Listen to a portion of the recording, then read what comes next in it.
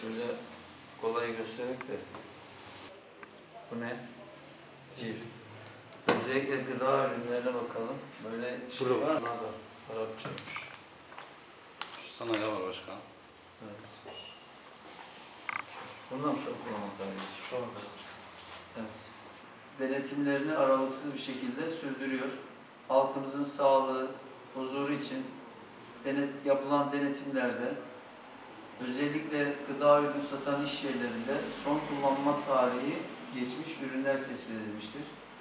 Bu 23 tane iş yerinde yapılan denetimde son kullanma tarihi geçen 229 çeşit üründen toplam 3659 adet son kullanma tarihi geçmiş ürüne el konulmuştur.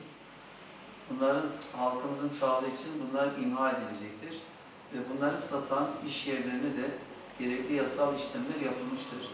Halkımızın sağlığı için, mutluluğu için, huzur için Şahinbey Belediyesi olarak zabıta denetimlerimizi aralıksız bir şekilde sürdürmeye devam edeceğiz.